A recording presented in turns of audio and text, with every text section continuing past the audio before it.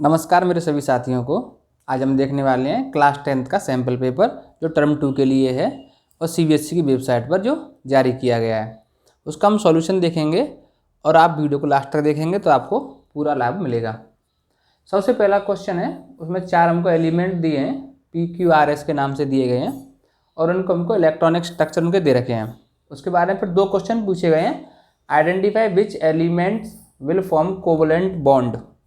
तो देखो हमको पता होना चाहिए कि ये एलिमेंट्स PQRS एक्चुअली में है कौन कौन से एलिमेंट। तो बेटा यहाँ पे हम देखेंगे ये 2 और 6 कितना हो जाएगा 8, और 8 किसका होता है ऑक्सीजन का। 8 किसका होता है ऑक्सीजन का, तो ये जो हमारा ऑक्सीजन है, ठीक है। ये होता है 2 8 1 मतलब 10 और 1 11, ये हो गया हमारा सोडियम का, ठीक है। ये हमारा हो जाएगा 2 और 8 10 और 7 17, ये हो जाएगा क्लोरीन का। और ये हो जाएगा हमारा 2 8 10 और 8 18, ये हो जाएगा आर्गन का, ठीक है।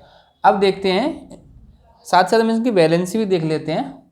ऑक्सीजन पे क्या होता है 2 नेगेटिव वैलेंसी होती है, इस पर पॉजिटिव 1 चार्ज होता है, क्लोरीन पर नेगेटिव 1 होता है और आर्गन पे कोई भी चार्ज नहीं होता क्योंकि ये इनर्ट गैस होती है, ठीक। अब हमारे सारे क्वेश्चन बड़ी आसानी से हो जाएंगे। Identify which elements will form covalent bond. जो P ग्रुप के एलिमेंट होते हैं वो कोवलेंट बॉन्ड बनाते हैं। एक तो P है और एक R है, माने ऑक्सीजन और क्लोरीन है, ठीक है। तो फर्स्ट का आंसर क्या हो जाएगा oxygen and chlorine, P and R,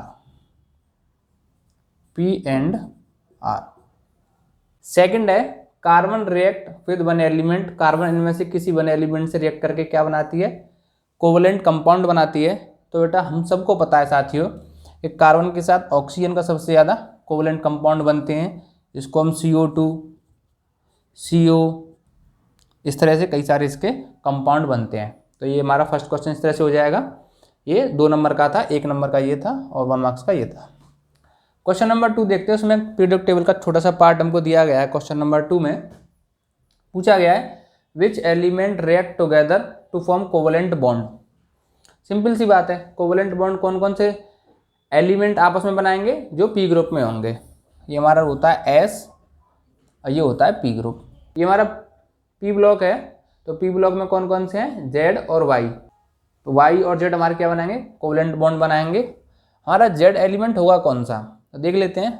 यहाँ पर हाइड्रोजन आएगा, यहाँ हीलियम आएगा, यहाँ lithium beryllium boron carbon nitrogen oxygen fluorine. तो Z हमारा क्या है फ्लोरीन है, F9 जिसका एटॉमिक नंबर 9 होता है। और जो हमारे Y है ये क्या है सल्फर है, इसका होता है 16, ठीक। तो हमको पता है SF6 एक कोवलेंट बॉन्ड बनता है। W एंड Z, W हमारा यहाँ पर है और Z हमारा यहाँ पर है। तो देखेंगे ये कौन से पीरियड में आ रहा है। फर्स्ट पीरियड ये है, सेकंड पीरियड ये है, तो Z हमारा सेकंड पीरियड में है, ये थर्ड पीरियड है, ये फोर्थ पीरियड। W हमारा फोर्थ पीरियड में है।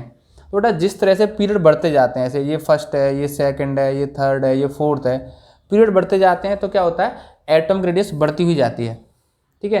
तो एटॉमिक रेडियस इसमें किसकी ज़्यादा होगी W की एटॉमिक रेडियस क्या होगी ज़्यादा होगी, ठीक है W की। क्यों होगी क्योंकि W is present in fourth period and Z is present in second period, so atomic radius increase with increasing number of period, तो इसलिए W की जो एटॉमिक रेडियस क्या है वो ज़्यादा होगी। क्वेश्चन नंबर 6 में ये आपके NCERT बुक का ये फिगर बना के दिया हुआ है। इसमें वो 2 क्वेश्चन छोटे छोटे पूछ रहा है।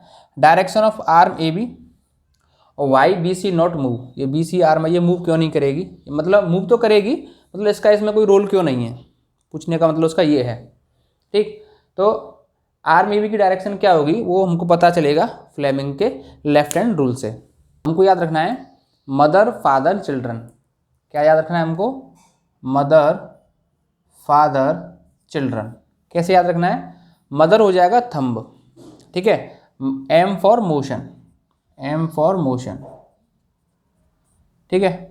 मदर हो जाएगा थंब, फादर हो जाएगा फर्स्ट फिंगर माने फील्ड मैग्नेटिक फील्ड,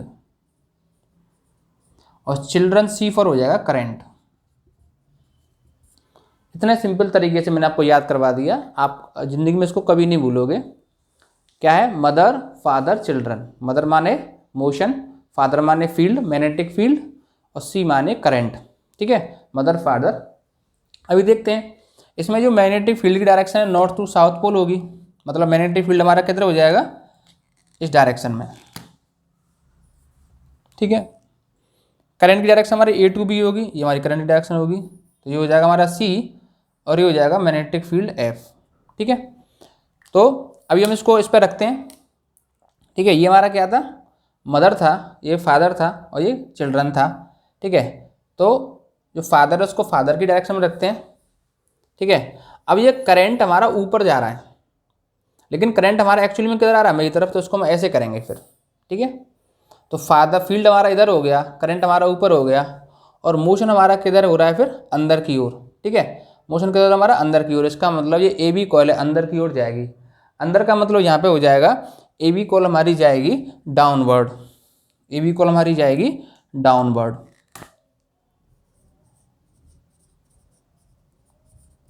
जब ए बी कॉइल हमारी डाउन जाएगी, नीचे की ओर जाएगी, तो सी डी कहाँ आएगी, ऊपर की ओर आएगी। इस तरह से इसका रोटेशन शुरू हो जाएगा। दूसरा, why B C not participate, B C participate इसमें क्यों नहीं करेगा, क्योंकि जो बी सी की डायरेक्शन है, बी सी के अंदर जो करंट फ्लो होगा वो इस तरह से फ्लो होगा, और इस करंट की डायरेक्शन मैग्नेटिक फील्ड की डायरेक्शन के पैरेलल हो जाएगी। लेकिन फ्लेमिंग लेफ्ट हैंड रूल क्या बोलता है कि डायरेक्शन हमारी परपेंडिकुलर होनी चाहिए, क्यों, ये यहाँ तो पैरेलल हो रही है, और पैरेलल हो रही है तो वहाँ पर क्या होगा, नेट फोर्स जीरो हो जाएगा। ठीक है, नेट फोर्स जीरो हो जाएगा, तो ये इसमें पार्टिसिपेट नहीं करेगी। इसका जो सेकंड पार्ट है उसमें क्या, एक सॉलिनॉइड लिया गया है और उसको कनेक्ट किया गया है एक बैटरी से, और ये जो साइन होता है ये वेरिएबल रेजिस्टेंस का रहता है, इसको लैब में रेस्टेट बोलते हैं। ये एरो बताता है कि इस रेजिस्टेंस की वैल्यू हम चेंज कर सकते हैं। इसमें बहुत ज़्यादा घबराने की जरूरत बिल्कुल नहीं है आपको। ठीक है, इसके लिए हमको क्या पता होना चाहिए, right hand thumb rule. Right hand thumb rule क्या बोलता है, अगर करंट की डायरेक्शन फिंगर्स बताती हैं तो थंब क्या बताएगा, मैग्नेटिक फील्ड की डायरेक्शन। ये राइट हैंड थंब रूल होता है हमारा। अगर फिंगर्स हमारी रिप्रेजेंट करती हैं करंट की डायरेक्शन को, तो थंब बताएगा मैग्नेटिक फील्ड की डायरेक्शन को। इसका रिवर्स भी सेम है, अगर हमारा जो थंब है वो करंट की डायरेक्शन में है तो फिंगर बताएंगे मैग्नेटिक फील्ड की डायरेक्शन को। तो इसको हम यहाँ से सिंपली हटाकर एक यहाँ मैग्नेट भी लगा सकते हैं। ये एक तरह से हमारे मैग्नेट का काम करेगा, इसको हम इलेक्ट्रोमैग्नेट बोलते हैं। चलिए अभी हम देखते हैं क्वेश्चन नंबर इसका part 1, where the magnetic field stronger.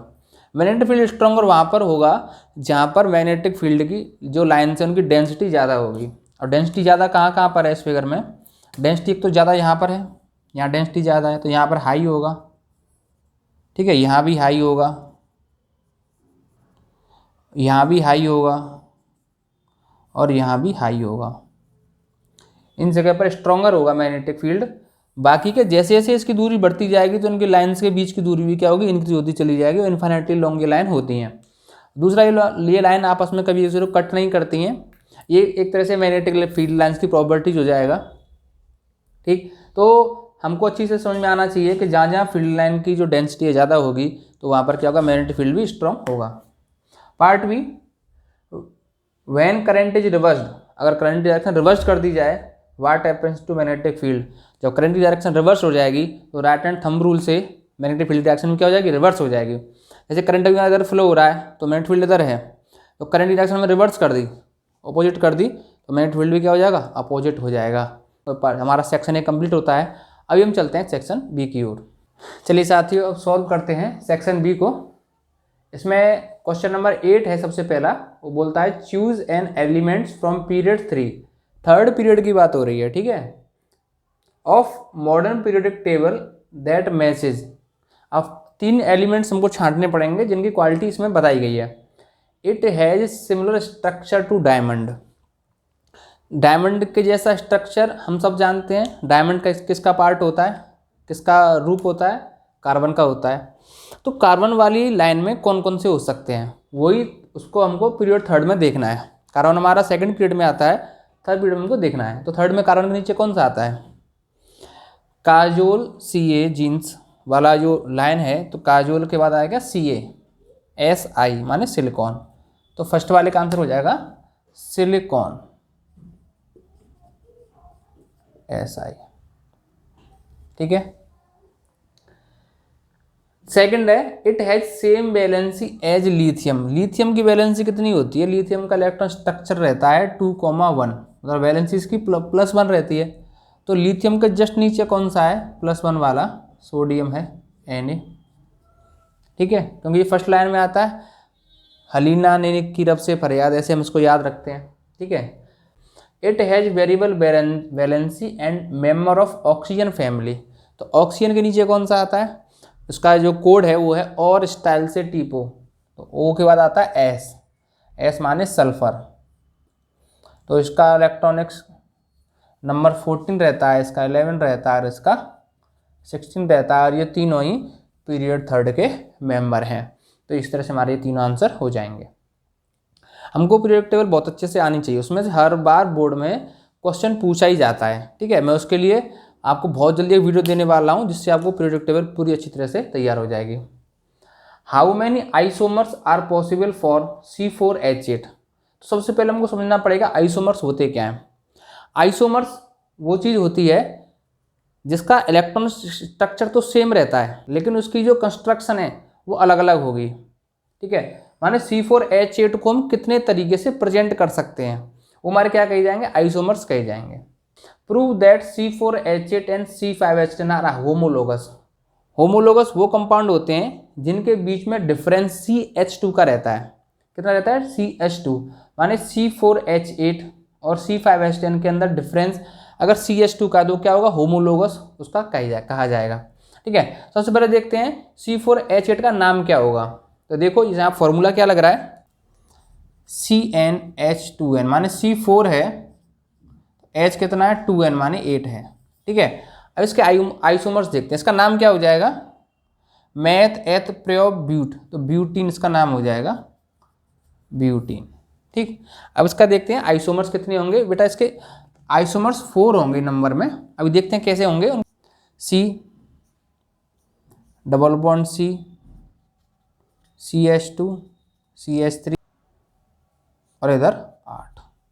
ठीक है, हमारे हो गए पूरे 1 2 3 4 5 6 7 8, 8 हाइड्रोजन हो गए और हमारे 4 कार्बन हो गए। इसकी वैलेंसी 4 पूरी हो गई, इसकी वैलेंसी 4 पूरी हो गई। ठीक, तो इसको हम क्या बोलेंगे? इसको बोलेंगे ब्यूटाइलिन। अगर हम इस CH2 को यहाँ से हटाकर इधर CH3 कर देते हैं, ठीक है, तो क्या हो जाएगा? इधर हो जाएगा CH3 C double bond C, इधर हाइड्रोजन रहने दो, इधर भी हाइड्रोजन रहने दो, इधर CH3 रहने दो। ठीक है, देखो CH3 CH3 HH। तो इस तरह की जो फॉर्म होती है उसको बोलते हैं सिस फॉर्म। सिस माने ये क्या रहा है? Mirror image of each other है, मतलब ये इसका जस्ट मिरर इमेज है, इसको सिस फॉर्म बोलते हैं। और इसको क्या बोल देते हैं? सिस ब्यूटाइलिन। ठीक, अभी एक स्ट्रक्चर और हो सकता है। अभी हम इनको चेंज भी कर सकते हैं। मान CH3 को मैंने इधर कर दिया, H को इधर कर दिया, मान ले H को मैंने ऊपर कर दिया और CH3 को इधर कर दिया। अब देखो अपोजिट साइड में सेम फंक्शन है, सेम फंक्शनल ग्रुप है, इधर हाइड्रोजन है, इधर CH3 है, तो यही हमारा हो जाएगा ट्रांस ब्यूटाइलिन। क्या हो जाएगा? Trans butylene. इसकी एक फॉर्म और हो सकती है, वो क्या हो सकती है? CH2 डबल बॉन्ड C करेंगे, यहाँ पर कर देंगे CH3 और यहाँ भी कर देंगे क्या? CH3। तो देखो 3 और 3 6 हाइड्रोजन, 2 8 हाइड्रोजन हो गए और 4 हमारे कार्बन हो गए, सारी वैलेंसी पूरी हो गई। इसका जो नाम होगा आइसोब्यूटाइलिन, इसका नाम होगा आइसोब्यूटाइलिन। इस तरह से 4 आइसोमर C4H8 के हो सकते हैं। तो ये इसका होमोलोगस है, बिल्कुल सही बात है, क्योंकि इन दोनों के बीच में क्या डिफरेंस? CH2 का है। चलिए अब इसका जो एक और है, और में उस क्वेश्चन पर चलते हैं। कार्बन कंपाउंड A एक हमको कोई दे रखा है और उसका मेल्टिंग पॉइंट है 156 K और उसका बॉइलिंग पॉइंट है 351 K और वो सॉल्यूबल इन वाटर है। तो हमको ये ध्यान रखना है वाटर के अंदर सॉल्यूबल, कभी भी क्वेश्चन आए तो आप एल्कोहल की तरफ जाना, क्योंकि एल्कोहल क्या है? वाटर में सॉल्यूबल है। क्योंकि एल्कोहल माने हम मान सकते हैं शराब है, तो वो क्या है? वाटर में घुलेगी नहीं, तो उसका पैक कैसे बनेगा? ठीक है, तो पैक बनाने के लिए तो वाटर में घुलना जरूरी है, तो सॉल्यूबल इन वाटर होता है।